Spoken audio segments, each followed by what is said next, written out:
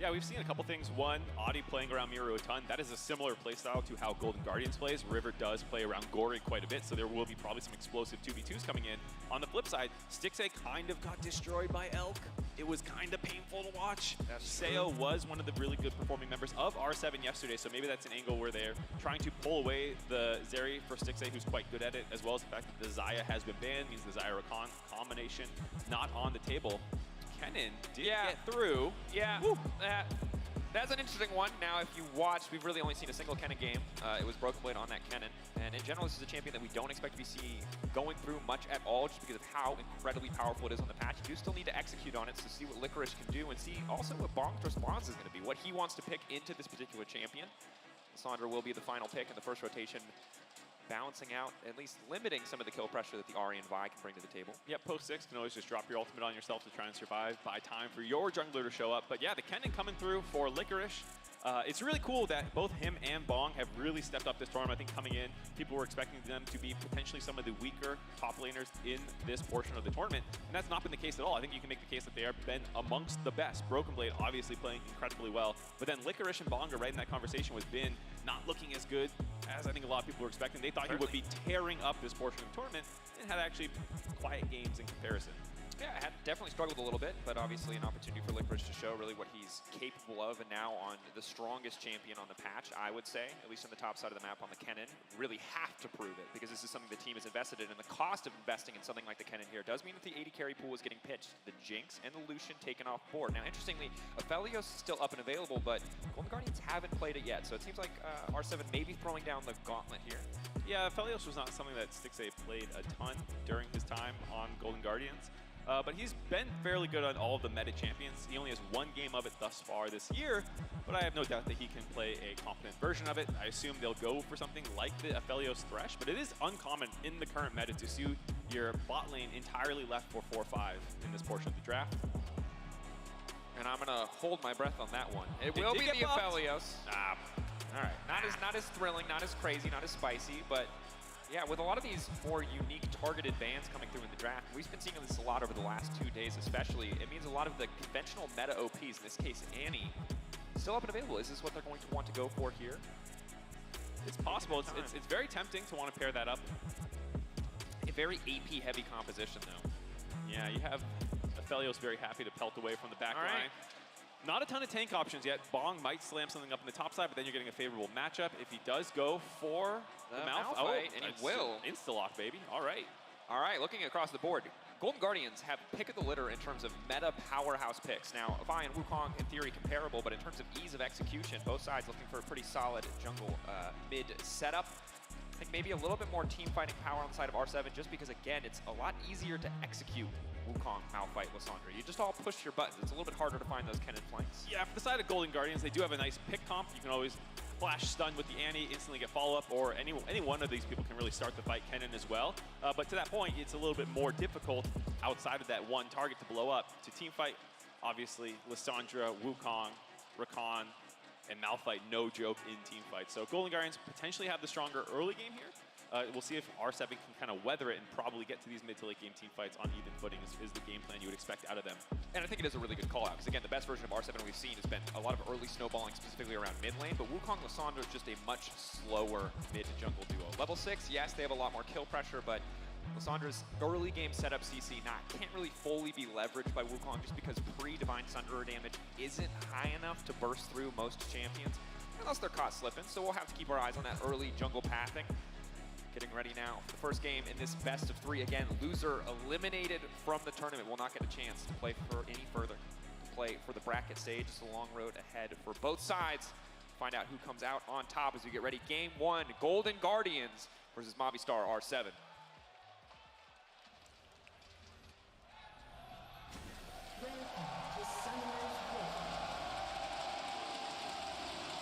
On to the Rift for game 1 of the best of 3. Winner moves on to play tomorrow against the winner of the second series today. Loud versus PSG. But first, they're gonna have to win 2 games here. River walking up, hitting him with the Loud emote, knowing. Wait, we have to go mid lane right now. Cut to mid, please. They are dancing next to each other. Oh. Gory typed in chat, dance, and Miru gave him a smiley face and danced together. Honestly, fantastic sportsmanship. If anyone auto attacks, this will never be forgiven. But I love moments like that. You could auto, you could walk around for vision, but everyone's just hanging out, having a good time. Nobody tried to sneak in and place any deep boards. They all just hand shook on a brief break, a pause, a moment of camaraderie before we get into what very well could be a do-or-die bloodbath. I also think Gory was playing the crowd there because he knew he would get the camera on him doing that, and then he flashed the loud emote, probably the loudest fan base here in London thus far. So very heads-up stuff there by Gory, min-maxing screen time. Yeah, someone did, CO. Good go for the hit there. Who has the stun now prepped, holding on to it. Second you get rid of that stun, it takes a long time at level 1 to charge it up again, so just holding on to it, letting the threat of the potential stun be the factor that gets them a bit more control here. Yeah, nice trading though, level 1 from Golden Guardians, getting some harass down, getting control of the wave. Should hit 2 first. Stun might be coming up soon if he can keep landing this control of the wave. Should hit 2. Yeah, nice trading though, level 1. A bit more control here. Yeah, nice trading. That gets them a bit more control here.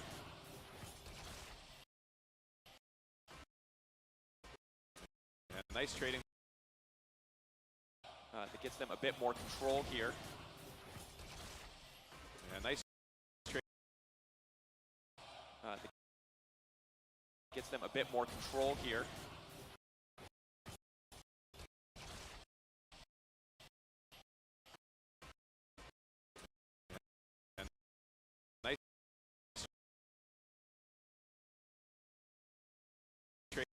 Though, level 1 from Golden Guardians, getting some harass down, getting control of the wave. Should hit 2 first. Stun might be coming up soon if he can keep landing this poke down. No, walking up. See who can get the level 2 first. If they want to get aggressive on that one. They call him with the Q start level 1 just for a bit of extra sustain, but they're going to lose a lot of prio very quickly in this lane as soon as they tick over. 2 creeps left. He just walking up, it looks like E-casting, just using that to get a bit of poke damage down. Throwing the long range Annie auto. Something that's always been secretly OP about Annie's kit has always been she's got really good attack range and animations. Yeah. For harassing in lanes. Just continuously walking up, holding onto the stun, essentially just always having the option to shut down the recon engage. As we see Audi poking his head around the mid lane, but as we have a breath here, Mark, reminder that you can log in with your Riot account and watch MSI on lolesports.com to earn exclusive MSI emotes and icons throughout the entire tournament. Even you here, you just pull the stream up. You double watch. Get those angles, get those rewards. If you don't get a drop, it's because Riot doesn't like you. Everyone who gets a drop, best friends with Riot. You can tell that to everybody. It's already incendiary enough when people don't get their drops. I figured I'd throw a little gasoline on that. That's nice. That's exactly what the people need. I'm sure. Speaking of amping up the fire, obviously Huki's still on the bottom side. And bot lane getting the pressure, I think, as expected here. We'll see what happens as we get later into the game. But again, we talked about this in draft. R7's comp early on, a lot of difficult laning phases.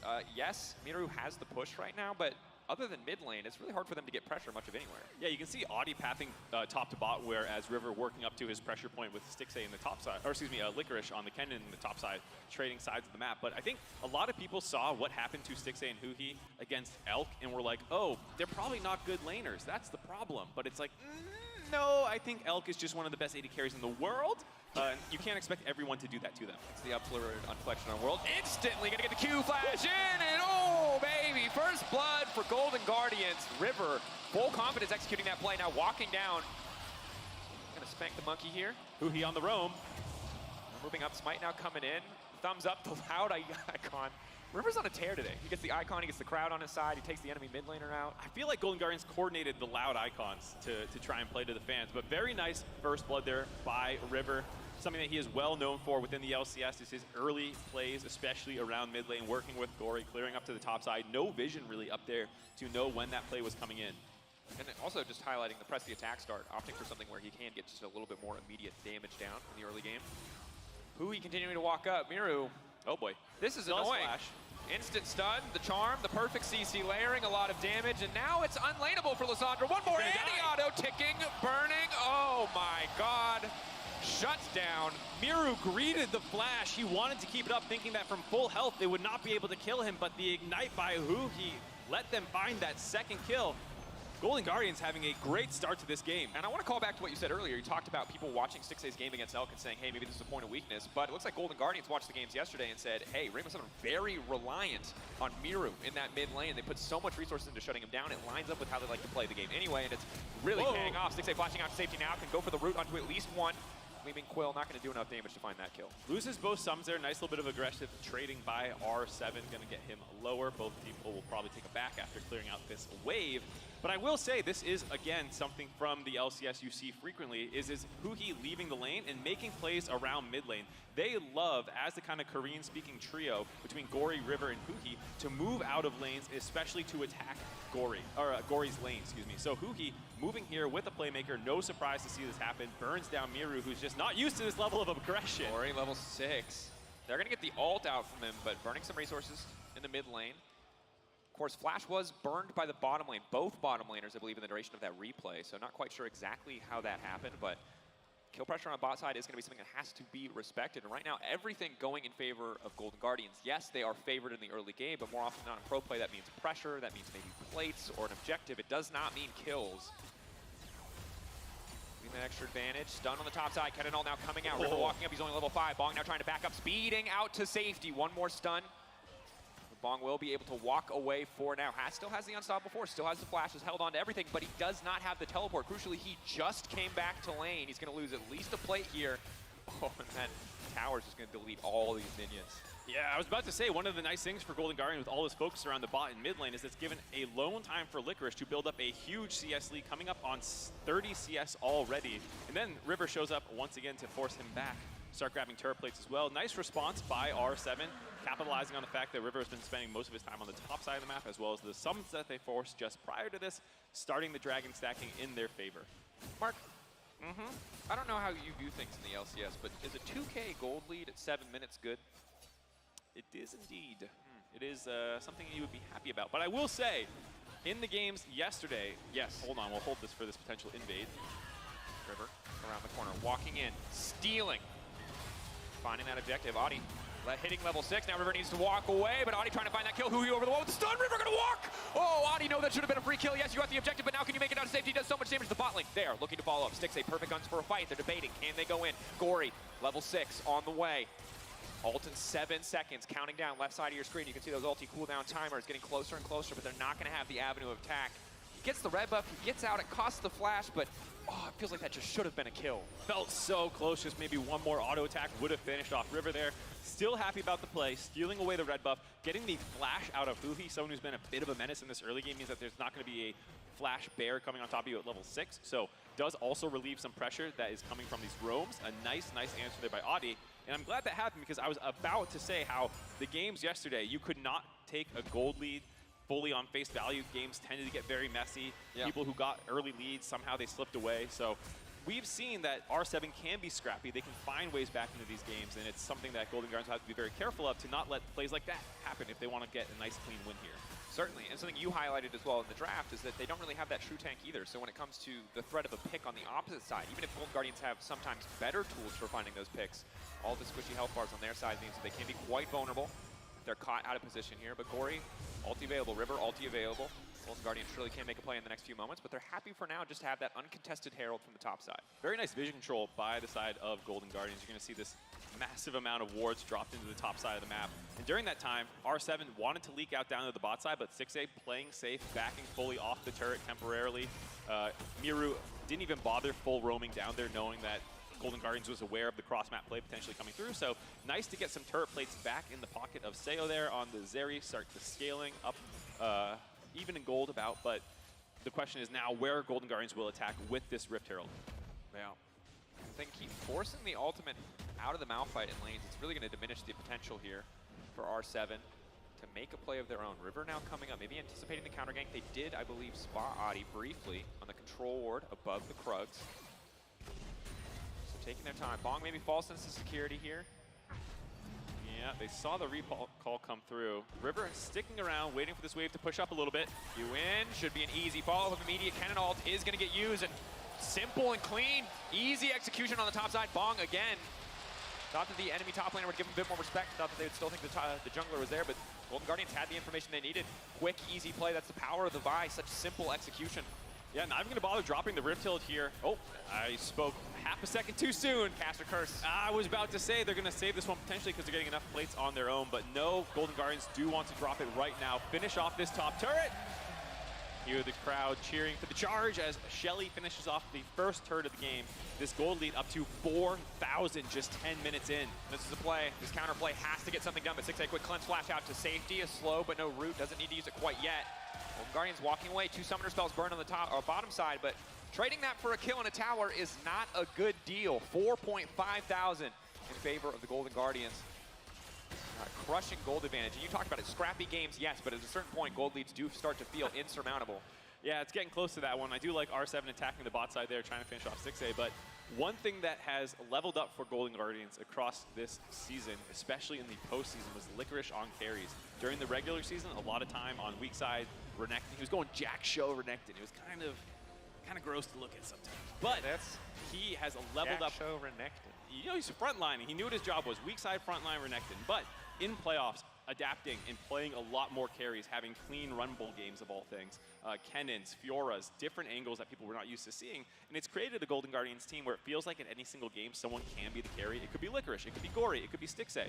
And it does enable them to kind of absorb pressure at different points on the map. And so here, Stixay actually up in gold despite all the attention they've been getting. He's lost his flash. He's had to absorb a lot of these plays. But that's something he's comfortable doing, knowing that the rest of the map is getting snowballed this heavily. And he's still quite comfortably scaling up. No boots yet, but does have the Gale Force. Not doing bad whatsoever. So it's not even like it's a weak side where you're trading even or suffering. It's a weak side where you're giving up a bit of pressure, maybe giving up a plate, but you haven't given away any more significant advantages than that.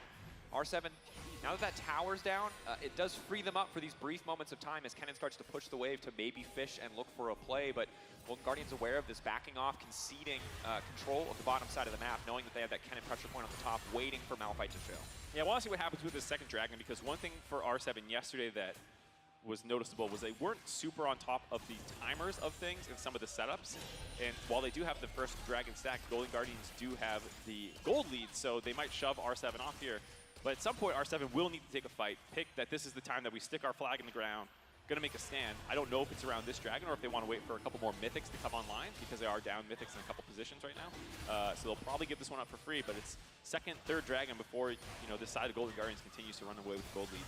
Yeah, and at this point in the game, if you're gonna make a big decision about where to fight on the side of R7, it's a pretty high-stakes decision. You really need to pick your moment well, and that's a lot of pressure on a stage like this. You talked about it on the desk already. First, you know, best of win for the region yesterday, and now you're coming to a situation already in game one where it feels like you've got maybe 1 or 2 more shots at a big fight to kind of come back in the game, short of Golden Guardians making a massive misstep. So picking that window of opportunity, finding that avenue to really leverage the massive amount of AoE that you have on this composition is key. Audi going in, potentially. There. Foray now backing away. That's going to be the ultimate. The charm! Buffered! Coming through. Beautiful move from Gory. Doesn't even lose his ult because he was able to time that charm so cleanly right as the ultimate from Lissandra was coming in. It actually is a relatively telegraphed ultimate. Yeah. We'll see if they want to go on top of Sayo here. But a lot of the times you can buffer abilities into the Lissandra ultimate when it starts casting on top of you. And so he knew that there was the fact that he could see Audi on the ward, that this was coming in. Landing that charm means that he doesn't even have to blow his ultimate to get out safely. No, that is clean, and that's got to be so frustrating because for R7, they burned a lot of resources there. Lissandra ult now down, a lot of Audi's time now burned, and Stixay now getting support from River. Now that the other lanes are doing fine, now that the other lanes are winning in isolation, Stixay can finally reap the benefits, reap the rewards. He no longer has to be that weak side bot laner, has the Gale Force, has the entire team ready to play around him.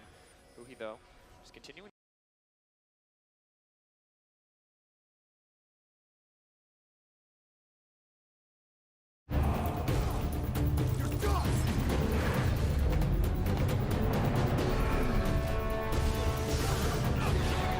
He's good. Better than good.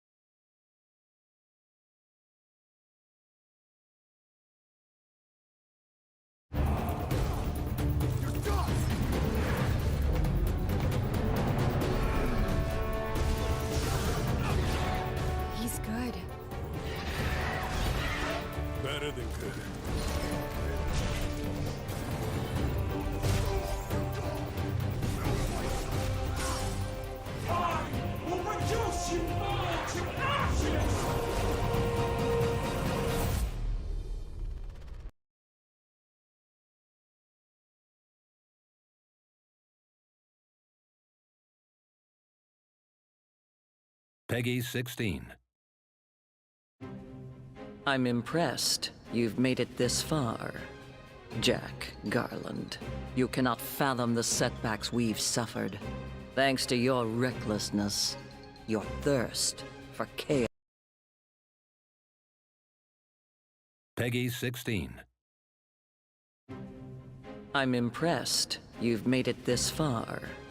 Jack Garland, you cannot fathom the setbacks we've suffered. Thanks to your recklessness, your thirst for chaos. Our plans lie in ruins. However, I am not one to lose heart so easily.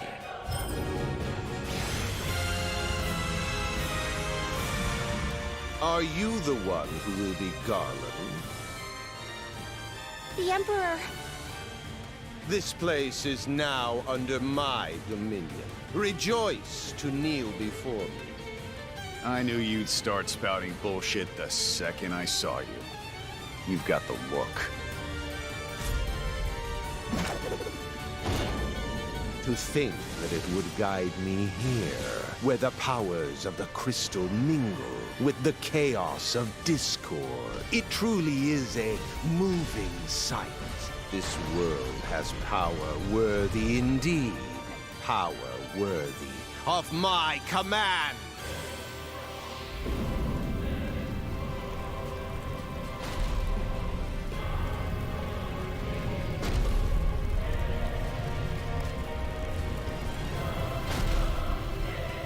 Omega will crush you and wipe all trace of chaos from this world.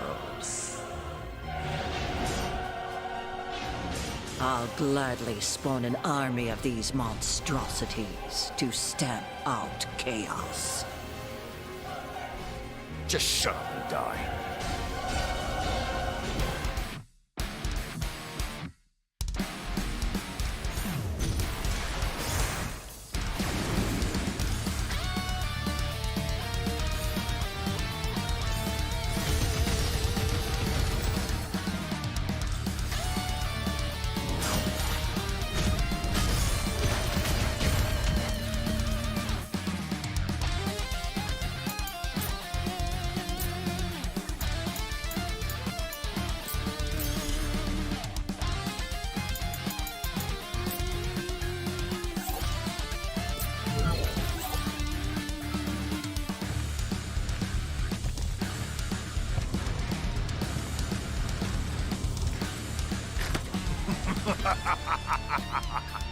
Do you remember me? That's right. I am Garland! You will die here, and I will live forever!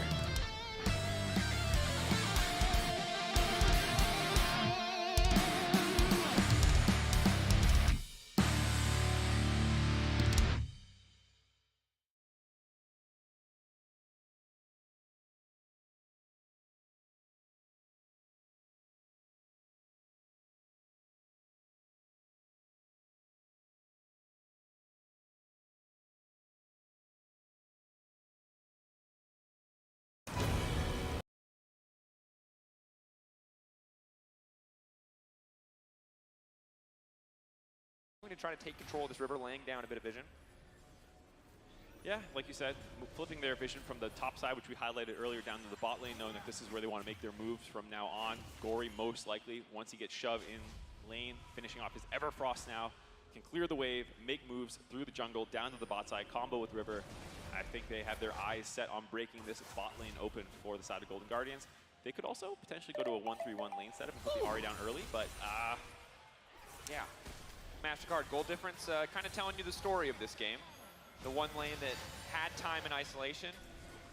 The only thing saving them is that they have the smallest goal difference, which is not a great look in this first game. yeah, a lot of the times you see at least one position, the place where the enemy team hadn't been attacking, to be up in gold.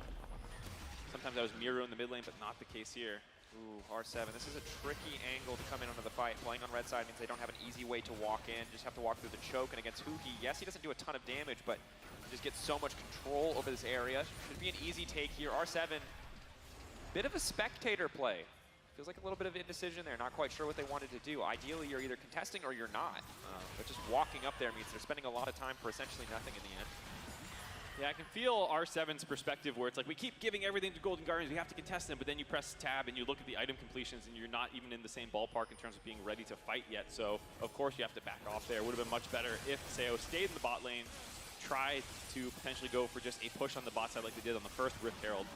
Instead, both AD carries going to stay mid. Like I was saying, you can potentially go into a 1-3-1 lane setup here for Golden Guardians, have River playing around the Ahri in the bot side, dropping this Herald immediately. Quick trigger finger on these Heralds.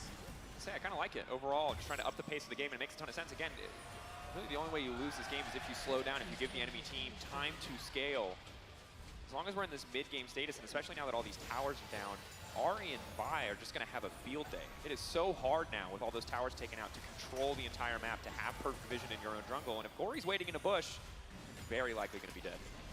Yeah, Bong getting chunked out there, just trying to tank the minion wave. 6,000 gold lead now for Golden Guardian. Saving Grace, can't get perfect gamed, already have a dragon. You're digging deep, though. That's all I'll say. I'm a bright sider, I gotta say. I can find the positive in anything. I can also find the negative in anything. That's true. I've heard that one firsthand. I'm just saying, at a certain point, Brightsiders, it all goes to the same place. It'll be a quick death, you know? And that's, I'm just saying it's not really the bright side. Painless. Stixxay. I don't know. Yeah, it's feeling like it's hurting a little bit here in this early game. And again, it's a bit of a struggle. It feels like Golden Guardians got so many power picks in their draft, and R7 maybe they got what they're comfortable with, but GG clearly pushing the gold lead, snowballing, taking control, and not really giving an option for R7 to do much of anything. Yeah, I gotta say, some things were surprising bans to me on red side. Tristana has been a staple for Golden Guardians in terms of flex picks on their red side strategy. Doesn't heavily involve K'Sante, Tristana, stuff like that. But their blue side strategy generally doesn't rely quite as much on flex picks. So leaving up all the OP power picks maybe wasn't the best idea, giving them almost all the Golden Guardians. Ahri waiting, coming in over the wall, going to look for the second stun. They're immediately going to go for the knock-up here now on the retreat. River now coming out. Stixxay isolated. Stixxay going to get taken down. He'll get a bit of damage back in return. So that's going to be one kill. Will they keep the fight going? Gory now ready to step forward. Oh, GG debating. They have control over the pit. They have the angle in. R7 kind of just want to walk away with the prize that they're able to get. They burned so many resources. They do still have Bong's ultimate. Seo not having ultimate, though, really going to limit the combat effectiveness. And wow, they're trying to keep that going, but Adi still gets stunned in the end. Immediately, they're just going to burst down the jungle. Gory coming over the wall, waiting, has the charm for now. Instantly going to hit the enemy AD carry. Seo taken out. They're trying to turn it back now. Bong burning. Miru, they just don't have the damage to kill Golden Guardians, but River certainly does. Licorice now coming in. He's going to find one. He's going to look for another. Miru surely falling here. The body block from Lions is clutch. Oh, the Rakan, hero of the day, saving the president on that one. Gory going to hit the charm, though, and it's just a slaughter into this tower. Golden Guardians. Oh, Lions, no! So low. The smite going to finish him off. Golden Guardians able to get so many kills. Two members of R7 walking away with blinking health bars. Surprising engage by Golden Guardians there. No ultimates left for R7, like you said, except for Bong. And then Licorice pulling the trigger despite not having their AD carry there. Finds 4 more kills, I believe it was. 3 more for Golden Guardians, excuse me. And the Dragon on the back end of that. A nice engage to start that all out for R7, finding Golden Guardians a little asleep in how they were approaching the Dragon, feeling maybe a little overconfident, a little disjointed, getting on top of Stixxay, but it cost them so many ultimates there. Probably have to back off the second Dragon after they found that one, because here, you can see it. Annie jumped on, kind of splits the rest of the fight. River has to use his ult to the right side, which leaves Stixxay exposed to the left, and they have so many engage tools, like we said, that you can kind of use one on the Annie without overcommitting and having the rest up. But then the second part of this play is not wanting to give up the Dragon despite the kill, but no ultimates except Bong left available means Golden Guardians kind of jump into this funnel, which would normally be a death sentence against how many AoE ultimates R7 have. Not able to get punished. Them trading out aggro pretty well here on the side of Golden Guardians. Seo trying to get over the wall. The last second W from Licorice. I thought when he shot the Annie Bear over the wall, the burn was going to finish someone underneath the turret. Very heads-up play to catapult the Bear in there to actually tank the turret aggro initially. I mean, excellent play, and of course, I mean, on the opposite side, support play as well. The Rakan leaping into body block the Shuriken in the last possible second. But R7 certainly struggling on the back of that one. And ooh, you can see why Kennen is a strong champion. Gory over the wall. It's an absolute slaughter. Lions can't save anybody this time around. Another member TPing in, potentially just to his own death. Miru, this is not your tower anymore. Following up here, just barely able to walk away. Golden Guardians really just walking this one down. Pretty much a foregone conclusion at this stage as they siege onto the tier 2. Yeah, 5-man death squad charging down the mid lane. They have these pickoff tools, like we said, fishing for charms, fishing for stuns with Huhi. Bong forced to ult out. And I'm going to be honest right now, I'm not sure what R7 are doing even approaching the wave in this circumstance. I guess they're hoping that Golden Guardians are going to go for a misstep, but they don't really have an angle there. They walk up to not clear the wave and are just forced to use their Malphite ult. Damned if you do, damned if you don't, because if you just back off the 5-man push in the mid lane, you're going to lose an inhibitor 20 minutes into the game. So it makes sense that R7 is trying to posture around and wave clear, but it's just very difficult down this much gold to actually have an effective defense. See what can happen for them in the next few minutes for now. Golden Guardians, 8K gold lead, continuing to grow, continuing to snowball, taking more and more control of the map. Baron surely the next big objective that they can look towards. We highlighted it before, but no true tank means that they could have to be careful here. But honestly, River's so tanky it might not matter. Almost no wards out for the entirety of R7. Bong, no unstoppable force this time around. That is a very, very stoppable force. Bong taking off the map one more time. A single ward on the side, or 2 now after they place 1 more, but just no vision down on the side of R7 to see these kinds of plays coming from Golden Guardians who have so much map mobility, so many tools to find pickoffs. That one onto Bong. R7 looking for the counter engage, so, but just only forcing Licorice back. Oh, and it's so hard now too. You have to catch all this farm, but you really want to make a counter play because you're just slowly being bled out. Good news for them is that control from Golden Guardian is not that deep in their jungle quite yet. There's still a lot of tier 2 standing, so they haven't lost too much. There's still a lot of avenues for them to pick up the CS, but right now Licorice, I mean, level 13, 3-0-3, can absolutely solo or double kill probably any combination on the side of R7, especially now when he has the Banshee's Veil up and available. It's just hard to layer that CC really effectively. Broken Blade would be displeased, not rushing all damage items on his cannon. I like the proto belt though. He's doing proto belt. You know, you got a lot of Rift Maker people want the sustain. Oh, but that's the isolation. The ulti now coming out. He's doing a ton of damage, but they burned him down. That's the shutdown. It took 3 members, but they made it work. Huhi off to the side. Audi now needs to make it out to safety, flashing out. Gory trying to keep the fight going. The Vi in the backward side of the fight, keeping things going. Lions trying to save the rest of his team. Gory still just continuing to throw down damage. Stixay over the wall, but he can't get into the fight. Stixay can't get into the fight. That wall stopping so much. The mobility from Rainbow 7 keeping them standing for now. Huhi immediately gonna flash over. Stixay is gonna do so much work. He's finally into the back line. And here come the Chakram. Here comes the Aphelios. Huhi keeping the bear going. Golden Guardians, at the end of the day, still taking the fight. A nice start out for R7 there, finding the pickoff onto Licorice, but just too much follow-up from the side of Golden Guardians. River gives his life to keep that play going, buying time for Stixay to come around the backside of the fight with all those chakrams stacked up from the White Gun ult. After that, going to go right onto the Baron. A little slow, like you said, also not having that many tanks. The Bear dies, means Huhi's going to be in trouble here. No, they're good now. Stixay just had a swap guns. Purple's useless. But you can see here, it's a good pick. This is a hard thing to do. They take a lot of damage, but they are able to shut down Licorice. That's big. Yeah, Miru landing the E damage to proc the Banshee's Veil means that his ultimate will actually be able to land without needing a Q or anything like that. They find that initial pick off without taking too much damage, but they just can't get out because too many members of Golden Guardians were nearby. Stixay has to go the long way around using the Bear as a front line as he kind of closes in on this fight, choking them out. No way to escape really for R7 here. Stixay cleaning house, getting a triple kill. And at that stage, there's just too many low health bars. And you can see R7 felt like maybe they could keep the fight going, like they wanted to burst down Gory. But the second they don't immediately back off or turn on the Aphelios, which would be a pretty tough task, the fight is just very, very much over. Second items coming through for Seo, though, maybe going to be enough in the fights to come. Again, layering the CC proved to be quite effective, but finding the angles is only going to get harder as Golden Guardians take more and more control over this map. Did grab the Baron for Golden Guardians, get the 3rd Dragon as well to keep the stacking going, have a minion wave in the bot side to naturally rotate to after grabbing that objective. R7 in the meantime trading up for the top turret, trying to get some objective bounties into their back pocket, make them a little bit stronger for what will be a base defense, as I'm sure Golden Guardians want to play aggressive. They will see the end of the game in their eyes. There's a bait now. Do they back off and try to respond to Lysandra? I think they just keep the pressure going and force Lys to recall. Not really enough of a wave there to break down the tower, and Lys definitely not a big side lane threat when it comes to taking down structures. Miro returning. Golden Guardians posturing. Bong gonna look for an angle immediately onto the backside, trying to take Stixay out. The charm now, the follow-up is clean, but Stixay cleanses, and he just fires back!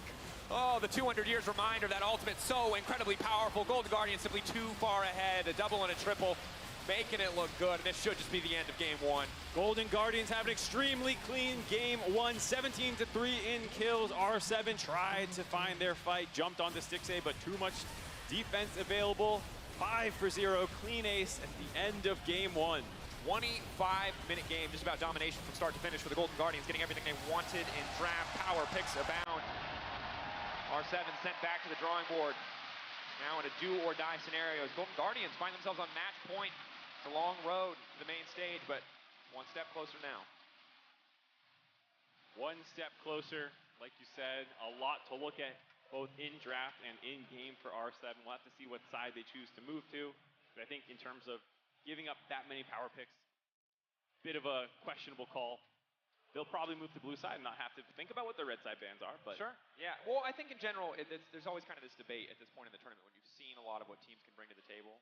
What is, conventional power picks versus pocket picks? What's going to be more important? And that was just a reminder that the stuff that's good in the meta is good for a reason. And while pocket picks are also good, sometimes you just can't let the enemy team have Kennen and Annie and Vi and Ari. And Aphelios isn't objectively broken, but obviously when all those other champions mean he just gets to scale for free, then he's having a pretty good game. Definitely the case. Also in terms of in-game stuff, a lot of attention to the mid lane early on. Yep. Multiple roams from Huhi and River, something that they'll need to do better about getting vision out around Miru to protect him as someone that we highlighted as a potential star player for the side of R7. Not that he's the perfect player, but his laning phase has been great this game, or series, excuse me. And to be fair, this exact game plan that we saw from Golden Guardians in the game, we saw from R7 yesterday. And the reality of their draft is they just didn't really have the tools to fight back. Their mid jungle was weaker, their bot lane had a harder time securing push, and so I would love if we got to see the trio of jungle support mid lane for both sides really fight fire with fire. But the second Golden Guardians had that draft edge, it made that in-game execution so much easier. And you can see when Mira's not ahead, the R7 early to mid-game is... Anyway. Options. Vi very strong, very simple to execute, very powerful champion. Wonder if it's going to hit the bench, but we're already into the thick we're of red it. side still. I'm trolling. Sorry about that. They had the option. They want to run it back. The Rumble bans. Now, Rumble good, obviously, on this patch. The magic resist reduction, this champion can be super oppressive, but I am thrown off by how much respect they're giving to Licorice. Because Licorice is good, don't get me wrong, but I don't see this many targeted bans for top lane almost ever. It could be a particular issue for Bong, maybe not having good answers into some of these AP threats. Getting rid of those, keeping the Kennen and Vi bans though. So are grabbing more of the targeted AAA tier bans thrown at them from the red side here. Does mean Casante's left up, and so Golden Guardian's gonna snap that one right away. A very common pick for both Gory and Licorice. They love flexing that one around, so snap and pick that. We'll see what they want to answer with on the side of R7. An opportunity to go for something like Ahri Wukong, which is conventionally considered one of the powerful mid-jungle duos, but instead, Seo gonna get the hands on the Aphelios very early in the game. So it might just be a very different game plan this time around for R7. They tried to have a bit more of an explosive, a bit more flexible bottom lane, but maybe gonna go back to good old tried and true standard scaling backline AD carries instead of whatever amalgamation of buzzwords you want to use for Zeri. She can kind of do it all, but realistically more of a late game threat. And in that sense, you're probably not worried about getting to late game versus Golden Guardians based off how game 1 went. So you want something with a little bit more power early on.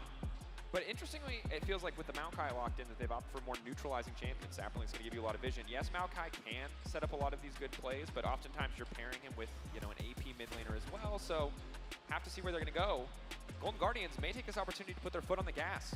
Go for something like Lucian Nami. The struggle is obviously if you fall behind early game, you're going to get very cleanly outscaled by the Aphelios, but instead, looking to put their the pedal to the metal, so to speak, with the Lucian Nami duo. You're chief Lucian Nami hater, though, from EU, correct? Yeah, so mostly this is because this duo as a whole, when you execute it very well, is incredibly oppressive, but it requires you to capitalize on every little opportunity, whereas champions like Jinx and Aphelios, you can mess up a lot of things. As long as you get to free items and can play team fights well, your champion's going to output. Whereas if you mess up in Lucian in the early game, you never really get that power point. Mid-game, late game, he doesn't have the same impact. So if Stixley and Huhi can pilot the champions to a good enough level, it's an incredible duo. But when in doubt, I always just say, hey, just pick scaling. It's simpler. Well, fortunately for NA, they are one of the better Lucian Namis in the league. 7 picks, 5 wins with the combination. Oof, unheard of in the LEC. I'm not memeing. It has like a terrible win rate. This doesn't come from nothing. That said, I believe you. I will not watch any games involving the LEC and Lucian Nami, and hopefully we don't see any of this tournament. But for NA, it's a good slam here, given that they had such a good time in the bot lane, or excuse me, in that game. And I was saying about how Golden Guardians can kind of play to each lane depending on the draft. So this time around, you can expect to see more resources probably coming down to them, especially post 6 when they have their ultimates online.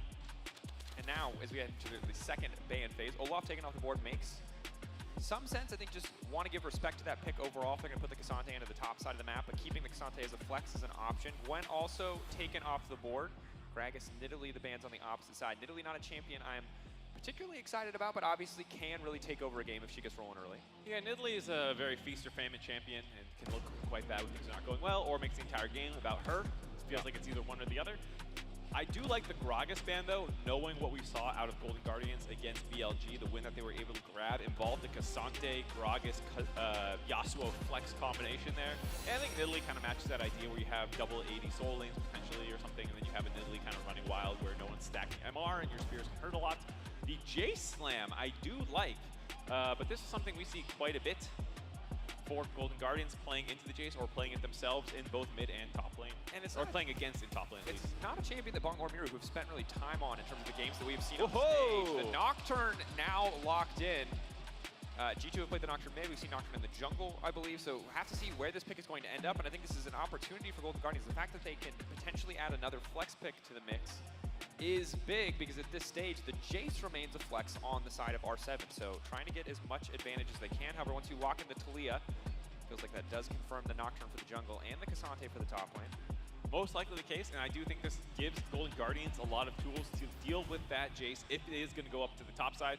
Licorice will have a bit of a rough laning phase in the very early levels and whatnot, but then post 6, you can expect a lot of resources to potentially go up there. Can also go down to the bot lane if you want to play around the Lucian Nami as well, so Golden Guardians having a lot of map movements available. Jace going into the mid lane then, a little less exposed in the shorter lane, and hopefully enough laning prowess to lock Gory down and stop those roams from coming in. And this is a champion that can very quickly take over the laning phase. I haven't loved Jace as much since the changes to Gore Drinker, where you have to kind of build Gore Drinker if you want lane sustain. Obviously, a lot of the other lethality items taking that sustain away, I think limited a lot of his ability to snowball really cleanly, but we'll see exactly what Miro can do in the early game up against Gory. Is this just an EU thing? You hate all early game champions? Yeah. Okay. Yeah, anything that's very execution reliant, I'm like, please stop. I have to have a good lane phase? I don't want it. I don't want it. But you have to have a button you can push that instantly CCs the enemy champion, or I don't want to play it. I need the team fight ultimate, or I don't want it. Yeah, you either scale or you have very simple execution. That's my. I'm not going to condemn all of LEC to that philosophy, but for me, it's like, please. I'm taking notes. I'm sending. You're great. The rest. You're so good, but you're also so good at pushing R. So hey, keep it together. That said, execution-heavy draft from Golden Guardians, maybe an opportunity for a bit more stable, a bit more reliable draft on the side of R7, at least in terms of late-game team fighting, to come to bear. That said, again, a story of weathering the early game. A lot of very powerful early-game picks, especially in the bot lane for the side of Golden Guardians. Definitely the case. We'll see. Like you said, sticking with a lot of team fight ultimates outside of the Jace, between the Maokai, Malphite, Aphelios, and Lulu, a very easy front-to-back kind of team fight, team comp where you just want to hit the closest target, finish them off. And I will also say for Miru this time, having the better lane phase matchup is something that I'm very excited about for him, because we highlighted him in the early game as one of the people who could potentially get the gold lead in their favor here. We'll see if R7 can pull off a big win in Game 2 to force a Game 3. If you are an R7 fan, they need to hear you throughout every stage of the game. Their backs are against the wall.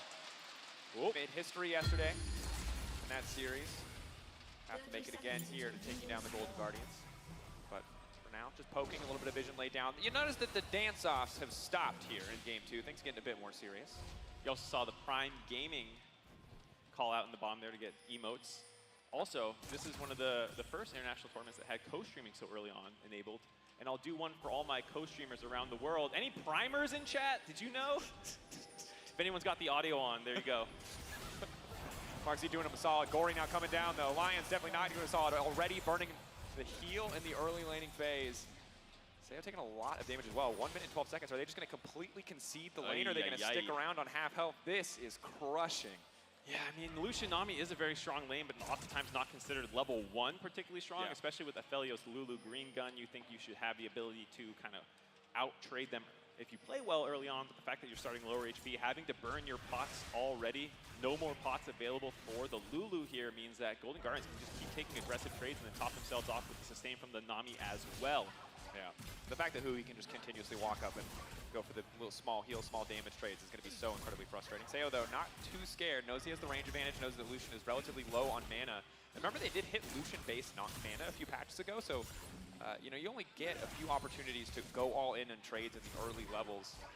see if Stixay has options for Biscuits. I assume he has, so he will be able to get some of that mana back. But level 2 going to be a big deal. And R7, despite early trades going against him, despite the lack of pots, still doing what they can to go blow for blow in the early trades. Trying to go blow for blow, but I think Golden Guardians understanding just don't get all in, and you're going to win this trade sequence very heavily. So much more sustain available with the Biscuits, with the extra pots here, and 2's coming in on this creep. Oh, Huhi. Does he have the bubble ready to go? It's EW. Stixay instantly going in, and there it is.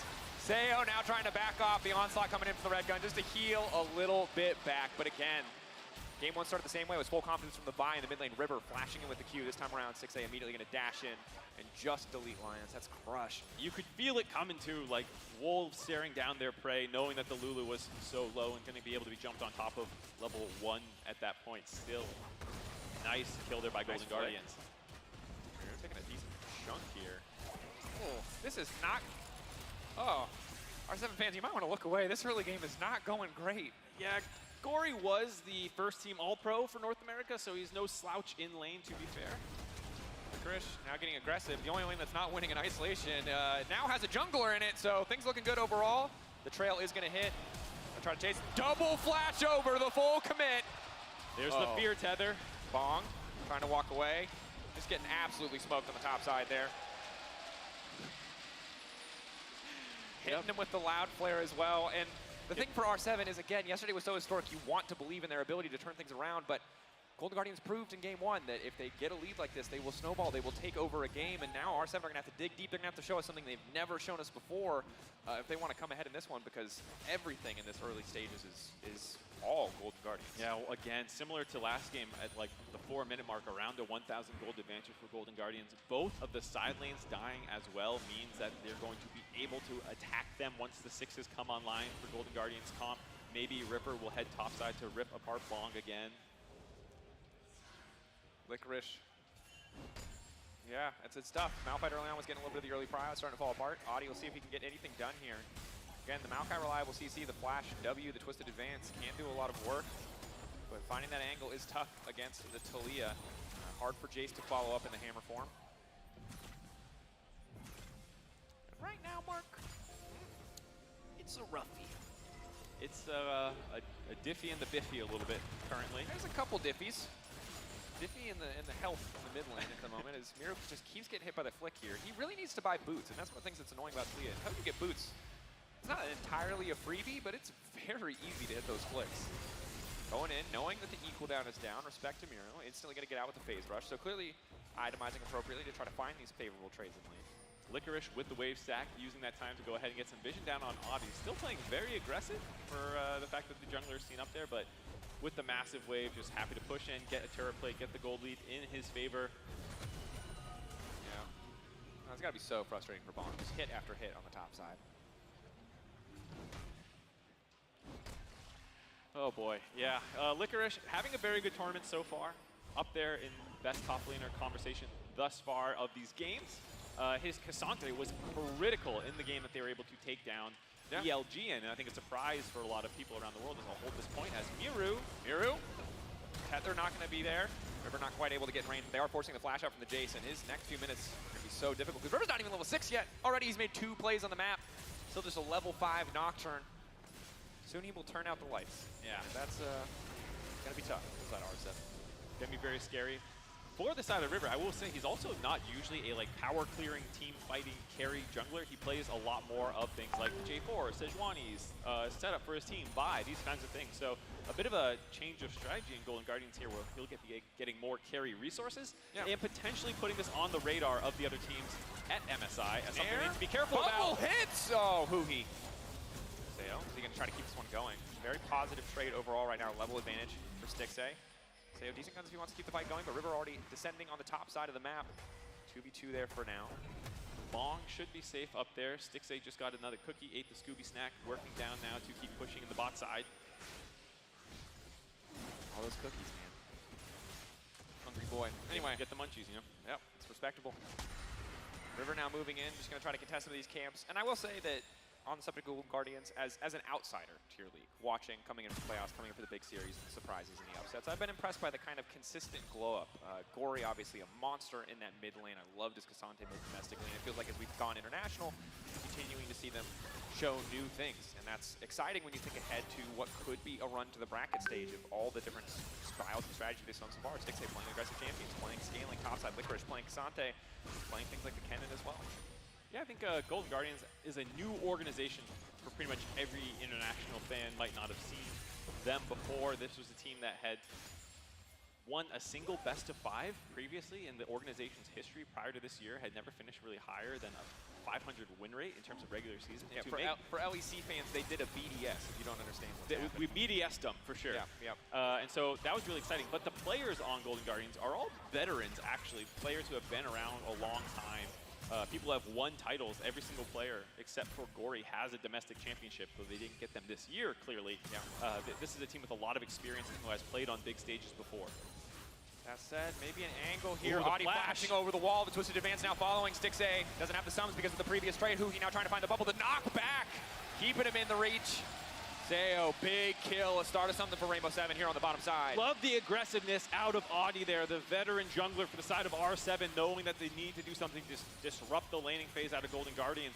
The aggressive flash into the river to get in there. Very nicely done to get that kill onto Stixxay, stop any potential snowballing from coming in. And it's a classic Maokai play, but you love to see it executed. Hiding the incoming ultimate with the wall, keeping it out of vision, going over the wall, immediately following, using everything that you have just to get in range, and really making that happen. And if there's one way to win this game, it is getting the Aphelios ahead of the clock, using this beefy front line that you have, all the CC and setup that you have to shred through a lot of these squishier health bars.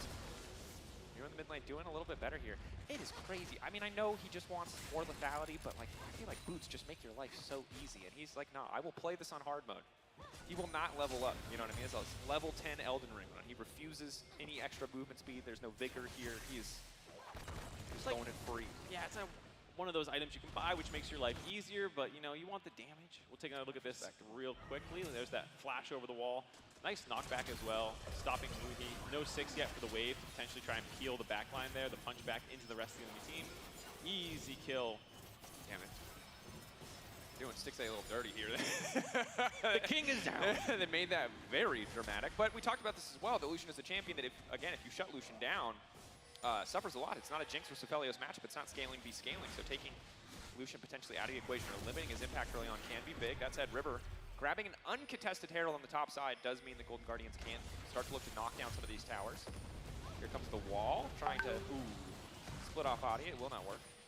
Yeah, trying to set him up. If you got the bounce back, knowing his flash is down, it's very easy for River to pop his ultimate as well, and then all collapse on top of him. Huhi was also in the river, so nice play there out of Gory, but not able to find that one. Does cost a potential roaming ultimate as well, so in terms of pressure release, it's very nice for R7 to actually absorb that one without losing anything. We'll still have to see where River's first ultimate ends up going. R7, and again, slowed down from the previous game. Well, the Guardians are getting further and further ahead at this point, really taking over the map completely, but already R7 have fired back a bit more in this game too. Can they keep it going though? The ward is huge. Good highlight there. Wave now coming in. Lions can just start to back away. They don't need to overcommit to this play. They do have the jungler behind them. They're waiting. The Nocturne ready to go in at a moment's notice. Zayo has to be careful. If he gets too low, he's immediately just going to get executed here. The retreat now coming out. Ulti into the bush. Decent damage, but can't quite finish the kills. Nice patience there out of Golden Guardians. They do get pushed back. A very good attack by R7, kind of baiting Golden Guardians to take that trade forward. River did have a sweeper, I believe, and saw potentially that there was a ward, or maybe it timed out, but somehow that ward got cleared. So I assume River was aware of it. He does have the Rift Herald, so he couldn't have dropped it or swept it.